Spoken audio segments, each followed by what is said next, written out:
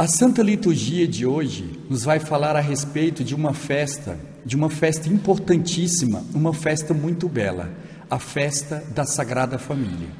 Como dizíamos há pouco, há uma festa dedicada aos pais, é o Dia dos Pais. Uma festa dedicada às mães. Há uma festa também dedicada às crianças, e hoje é a festa da Sagrada Família. Pela proximidade desta festa do Natal, às vezes nem sempre ela é tão comemorada como devia. Mas se às vezes comemoramos de modo importante essas três festas que relatei aqui, a festa dos pais, a festa das mães e a festa das crianças, por que não recordar mais ainda a festa da Sagrada Família? Porque se tem uma instituição hoje, no mundo de hoje, que estão procurando destruir de modo completo, é a família. A família hoje, ela é atacada de todos os modos. E no mundo em que vivemos, o mundo que foi cada vez mais entrando no mundo do descartável, estão transformando de descartável também, inclusive, aquilo que tem de mais belo, que é o relacionamento familiar. Descartável porque o mundo hoje, todas as coisas parecem que são feitas para durar pouco. Certa vez um autor dizia, por exemplo, um carro. Antigamente uma pessoa comprava o carro e quase que o carro era o carro para a vida inteira. Hoje todos sabem que, e olhe lá, dependendo do carro, ele é feito para durar 5 anos. Mas quando eu digo durar, é que a partir depois dos 5 anos, ele quase que começa a se desmontar por si só. Mesmo que a pessoa use pouco, tenha cuidado, as coisas são feitas para durar pouco. Antigamente, por exemplo, um sapato durava muito. Hoje o sapato dura pouco. Antigamente, por exemplo, quando as pessoas compravam um recipiente, alguma coisa, por exemplo, às vezes até uma caixa que fosse até de chocolate, de biscoito, eram às vezes caixas de metais tão bonitas que a pessoa usava por anos depois daquela caixa. E hoje em dia não, todas as coisas são descartáveis. Feita o quê? Para a pessoa fazer como se faz com uma carta, joga fora. Então, só que isto fizeram que hoje com uma família. Então, fazem assim, se um casal, por exemplo, aparece um filho e diz, não quero ter um filho agora, o que faz? Descarta um filho, aborto. Se, por exemplo, num casamento, se tem alguma dificuldade um com o outro, com o casal, o que se faz? O marido descarta a esposa descarta o marido. Vão procurar outra pessoa. Se, por exemplo, na velhice, por exemplo, os pais já começam a dar um certo trabalho, o que fazem? Ou mandam diretamente para uma clínica de repouso, em alguns casos, e outros, infelizmente, mais triste ainda, e que estão aprovando em alguns lugares da Europa, preparam até mesmo a eutanásia, para que os pais morram logo, quanto antes, para se verem livres. Estou comentando isso por quê? Porque justamente nesta festa da Sagrada Família é o momento para a gente meditar a beleza, a importância de se ter uma família e meditarmos esses 3 principais elementos. Uma família é a célula máter da sociedade, a menor sociedade que existe é a família, que, sendo uma família pequena, é composta de um homem, uma mulher, um filho, 2 filhos ou quantos filhos sejam. E aí um autor até fazia um comentário interessante dizendo assim, uma pessoa que aos 18 anos ela é órfã, quando ela não tem os pais, a gente diz o quê? Ela é órfã. Depois as pessoas que dos 18 aos 36 anos, ela não tem, por exemplo, amigos, ela diz que ela é órfã dos amigos. E uma pessoa até dizia, e depois dos 36 anos, uma pessoa que não tem família, pode-se dizer também que ela é órfã de uma família. Porque a família, ela é o quê? Um autor também dizia assim, que a família, ele dizia, é a pátria do coração. Onde, por exemplo, a família está, o meu coração está. E de tal maneira isso é importante, dentro desta sociedade tão pequena, devemos recordar a importância da beleza da mãe, dentro de uma mulher, dentro de um lar, dentro de uma família. Tanto que um autor aqui, ele vai dizer uma frase até interessante, ele dizia assim, o que é a importância da mãe? Ele diz, educa um homem e você terá educado uma pessoa. Preste atenção na frase como ela é bonita. Eduque um homem e você terá educado uma pessoa. Mas ele dizia, eduque uma mulher e você terá educado uma família. Porque a importância da formação dentro de casa, querendo ou não devia ser assim, mas pesa muito mais sobre a mulher. Por isso que a gente vai dizer assim a frase, que quando, por exemplo, quando uma pessoa, a função do homem de ter que trabalhar mais, hoje infelizmente mudou isso, mas tem que trabalhar mais, ele é encarregado do quê? Do patrimônio, porque por isso que é pai. Patrimônio quer dizer assim, é uma função do pai. Mas depois vai dizer assim, mas quando se fala desta família, a gente diz o quê? Matrimônio. Porque pesa mais sobre a mulher a formação, quer seja dos filhos e quer seja do marido.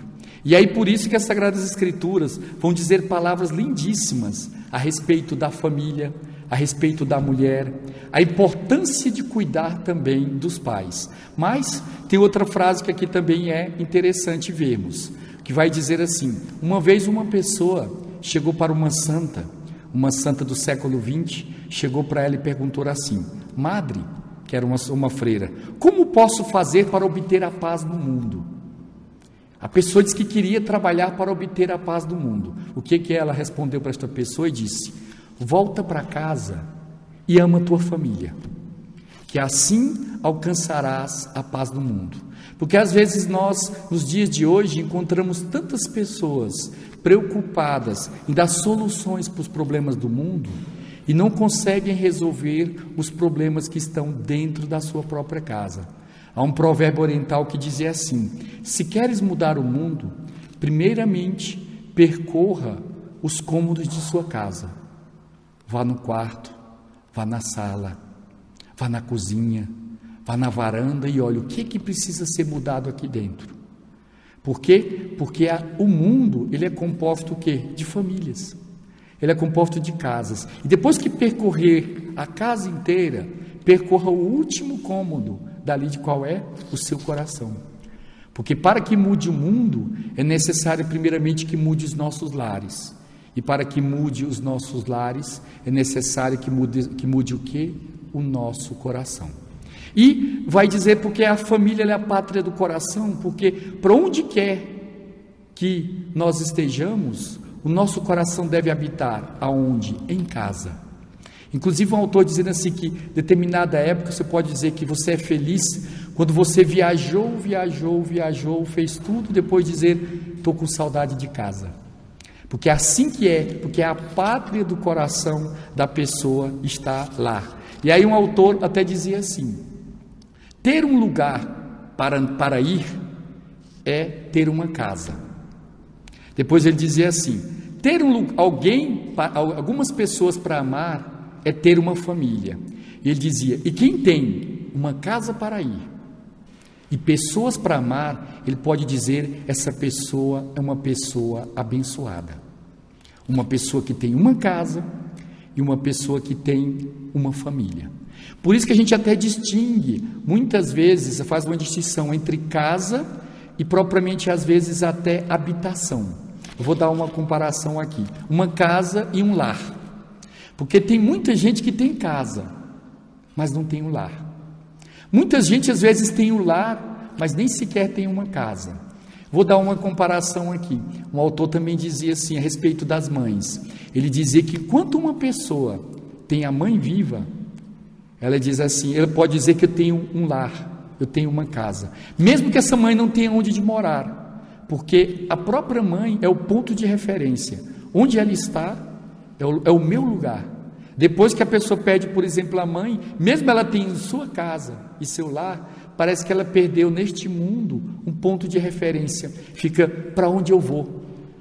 Fique na sua casa. Mas eu dizia: mas eu não sinto na minha casa como não sendo ainda propriamente o meu lar. E aí vem tantos outros, frases a respeito da beleza da família. Um autor dizia assim, um autor inglês: a família feliz não é... Ter uma família feliz é propriamente ter uma antecipação do paraíso. Ter uma família feliz é propriamente ter uma antecipação do paraíso. E ele vai dizer também assim, outro autor, e aí eu já vou fazer do outro comentário: nada pior do que discussão em família, nada pior do que problema em casa, porque se ter uma família feliz é a antecipação do paraíso, discussões, debates, brigas dentro do próprio lar, transforma no próprio quê? Na imagem do inferno. Certa vez uma pessoa nada católica, cheia dos pensamentos deste mundo, ela dizia assim: não existe inferno, o inferno é aqui. Quantas vezes a gente ouve as pessoas dizerem isso? E eu falei, sabe, em certo sentido, eu concordo com a segunda parte da tua frase, que existe inferno sim, mas existem pessoas que transformam da sua vida um inferno neste mundo. Transformam do convívio com os outros um inferno neste mundo. E aí o autor vai dizer assim, esta frase: a família é o lugar onde mais se ama. O lugar que tem mais amor no mundo é onde dentro de uma família. Mas ele vai dizer também assim que é o lugar que as pessoas se comportam pior. O pior lugar que as pessoas se comportam é onde é dentro da própria casa. E a gente ouve tantas coisas que às vezes chega, por exemplo, uma pessoa trata mal ao outro, critica ao outro, depois até o esposo vai dizer, ou a esposa diz: como você é meu marido ou minha esposa, tem que aguentar. Eu falei, quem disse isso? É justamente o oposto. Se você tem problemas fora do própria casa, o local que você deve levar justamente, não é o problema para a casa, você deve levar o quê? O amor para a casa. Se o mundo aí fora não te deu esta oportunidade de cumprir, de fazer justamente manifestar o seu amor aos outros, que leve este amor para casa. E aí vem o comentário propriamente do livro do Eclesiástico, que é propriamente um tratado a respeito do amor de família, um tratado a respeito do bom comportamento que cada uma das pessoas tem que ter. Vejam, por exemplo, a frase que já começa no livro do Eclesiástico, vai dizer: Deus honra o pai nos filhos. É interessante essa frase, se a gente levar até o pé da letra, a gente pode levar até algum susto, porque veja o que ele vai dizer: Deus honra o pai nos filhos. Ou seja, quando o pai é realmente bom, quando a mãe é realmente boa, o que acontece? Deus acaba premiando, honrando os pais, fazendo com que eles sejam filhos bons. Mas tem também o outro lado, que não está narrado aqui, que até uma pessoa dizia assim, um provérbio popular, que é assim: aqueles trabalhos, aqueles sustos, aquelas dificuldades, aquelas, como diz, traquinagens, possamos dizer até, que alguns fizeram com seus pais, chegam os filhos e descontam, assim, 10 vezes mais daquilo que fizeram, né? E ainda mais que vem depois 1, 2, 3, 4 filhos, triplicam, quadriplicam às vezes aquilo que a gente às vezes fez com os pais. Mas veja o que ele vai dizer assim: Deus honra o pai nos filhos e confirma sobre eles a autoridade da mãe. Vai mostrando como, por exemplo, o mundo de hoje vai se invertendo. Os filhos, desde a mais tenra infância, vão adquirindo dentro dos lares o poder, o mando que os pais não têm mais sobre os filhos. E por quê? Porque os pais sempre têm um grande erro, que às vezes a gente até comenta, um grande erro de os pais serem assim, tiram dos filhos às vezes as dificuldades, os sofrimentos, dizendo: eu não quero que meu filho passe por aquilo que eu passei, eu não quero que meu filho tenha aquelas dificuldades que eu tive. E aí um autor até dizia, era até um psicólogo, ele contava assim: os senhores não estão se dando conta que justamente vocês estão tirando do filho aquilo que fez com que vocês sejam hoje o que vocês são. Ou seja, foi através do sofrimento, foi através das dificuldades que hoje vocês são o que são. E aí certa vez, é um fato que contava, que era um rapaz que o pai começou trabalhando de modo muito duro, pobre, depois ficou um homem assim bastante rico, mas mantendo aquele estilo de vida que ele tinha enquanto era pobre, de muito trabalho, de muito sacrifício. Conseguiu pagar, por exemplo, que o filho fosse estudar na Europa, ou melhor, nem foi na Europa, foi nos Estados Unidos, que o filho dele fosse estudar lá. O filho foi estudar nos Estados Unidos, passou um tempo, se especializou, dentro da área toda de administração de empresas, voltou para o país novamente e disse assim: agora eu vou cuidar das coisas de meu pai. E achando que já tinha mais ou menos 32 anos este filho, e aí o pai continuou tocando daquele modo que ele tocou sempre, e a empresa ia super bem. E em determinado momento, esse filho começou a dizer assim: meu pai, ele é atrasado, é um homem que não tem cultura, tudo eu aprendi, estudei, e agora eu vou mostrar que todas as coisas são diferentes. O pai continuou ainda trabalhando, não deixou, e aí às vezes depois até perguntaram, ele foi contar isso para outra pessoa: olha, meu pai, ele é uma pessoa ignorante, ele não sabe de nada. Aí outra pessoa contou: ah, sim, seu pai é ignorante. Você tem quantos anos? Aí ele falou assim: 32. E seu pai tem quantos? 64. Por exemplo, quando seu pai tinha 32 anos, o que ele tinha? Ah, meu pai já tinha uma empresa com 150 funcionários. Aí ele falou: e você aos 32 tem o quê? Aí ele disse: eu tenho diplomas, outra coisa. Quem lhe deu? Aí ele falou: eu estudei. Quem pagou? Aí ele falou: foi o seu ignorante pai, que aos 32 já tinha 150 funcionários, hoje tem 600, e você vem dizer que é uma pessoa que não sabe de nada. Dizendo isso por quê? Porque às vezes, dentro das famílias, dos lares, acaba acontecendo essa inversão de valores. Por isso a gente até tem um ditado que fala, hoje estou lembrando de vários, né? Se a juventude soubesse e a velhice pudesse. Se a juventude soubesse, porque às vezes o jovem pode, mas não sabe. Tem energia, tem força de vontade, tem tantas coisas, mas não sabe. E às vezes a pessoa já está idosa e diz: ela sabe, mas não pode. Já tem às vezes, mas a experiência é este meio da qual a pessoa fez com que a pessoa crescesse. Mas vamos continuar aqui, ele vai dizer: quem honra seu pai, olha o conselho lindíssimo. Quantas vezes a pessoa quer pedir perdão, quer confessar-se? Importantíssimo, devemos confessar sempre. Mas o livro do Eclesiástico vai dizer: quem honra o seu pai alcança o perdão dos pecados. Aquele que respeita, que honra o seu pai, Deus perdoa os pecados que a pessoa possa ter cometido. E ainda diz mais ainda: quem honra seu pai evita cometê-los. Aquela pessoa que respeita os pais deixa de cometer pecados. E ainda tem mais ainda, olha que promessa, faz 3 promessas: e será ouvido na oração cotidiana. Por isso, senhores, eu não estou sendo atendido por Deus nas orações que eu faço. Honre seu pai, que aquela oração que você faz todos os dias, Deus vai lhe atender. Porque quando você disser: Pai nosso que estás no céu, pedindo para ele vai pedir: meu filho, honre o vosso pai que está na terra, que eu, como pai que está nos céus, alcançarei para você a graça que deseja. Agora ele vai falar da mãe. Quem respeita a sua mãe é como alguém que ajunta tesouros. A gente trabalha tanto para ser rico, para ganhar dinheiro. Trabalha-se, nunca se tem.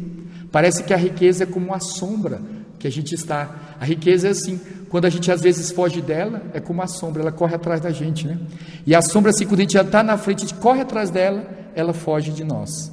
Ele vai dizer assim: quem quer ajuntar tesouros, respeite a sua mãe. E vai dizer mais ainda: terá alegria com seus próprios filhos, e no dia em que orar, será atendido. Quem obedece aos pais, Deus atende. Quem honra a mãe, Deus atende também nas orações. Vai dizer assim: te quer viver muito, né?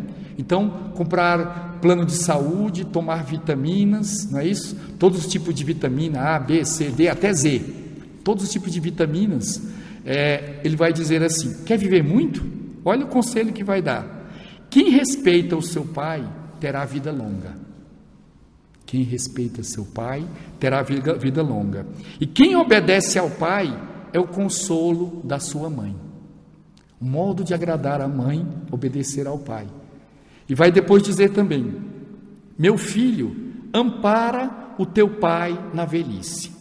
Aqui já vamos indo em direção ao fim. Não deixe de contar uma bela história de São João Bosco.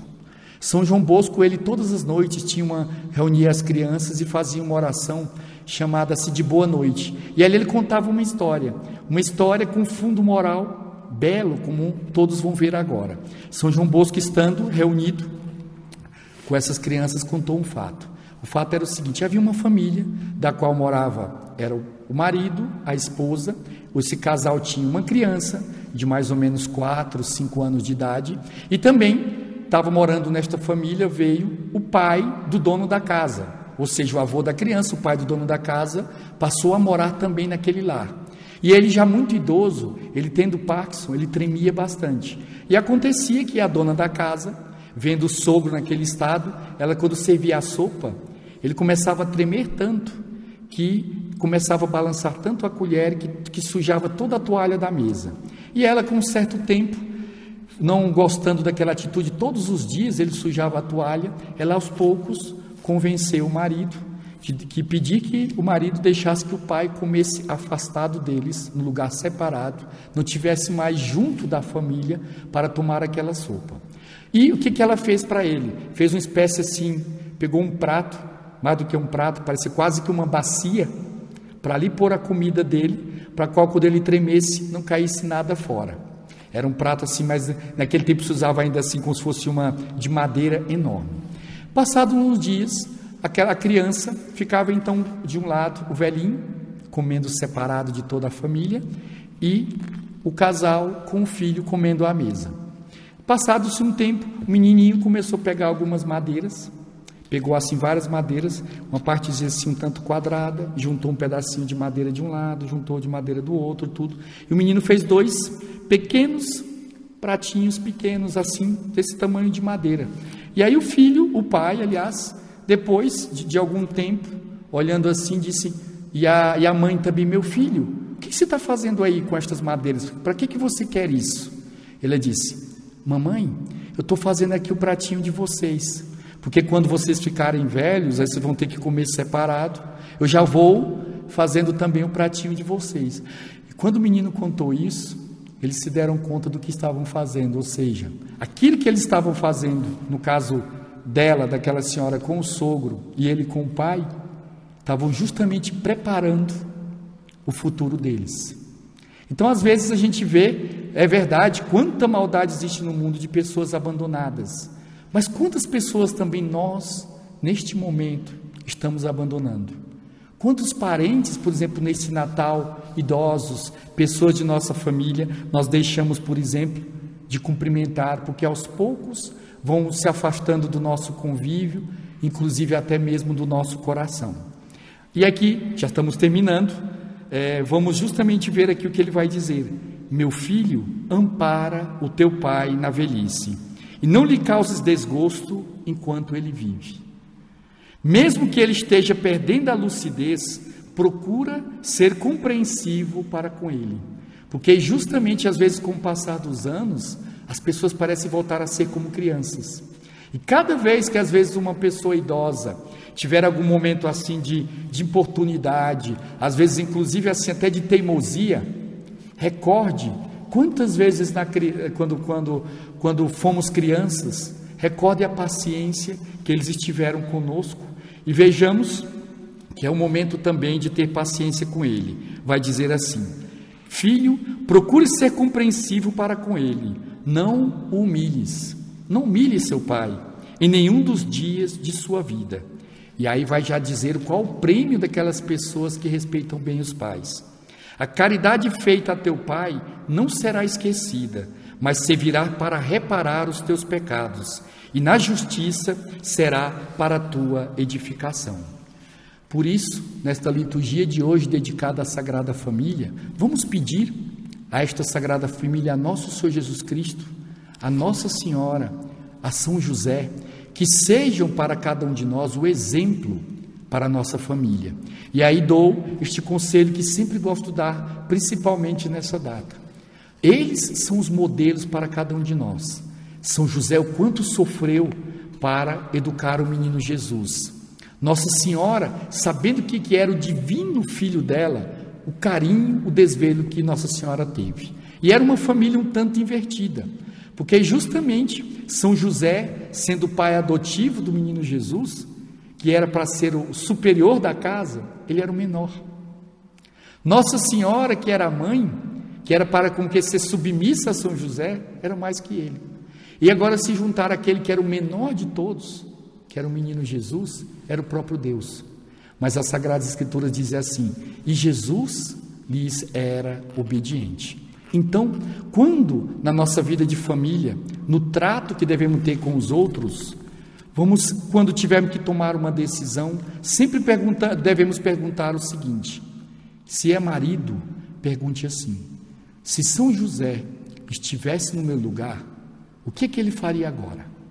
Como é que São José trataria Nossa Senhora? Assim, o marido tem que tratar a esposa. Se a esposa tiver que fazer algo, deve perguntar o seguinte: se meu esposo fosse São José, como é que eu trataria ele? E também serve para todos nós que estamos aqui, enquanto filhos. Se os meus pais fossem Maria e José, como é que eu trataria eles? Como é que eu agiria neste momento? Qual tipo de palavra eu usaria? Que tom de voz? Então vamos pedir nesta liturgia a graça que transforme o lar de cada um de nós numa sagrada família.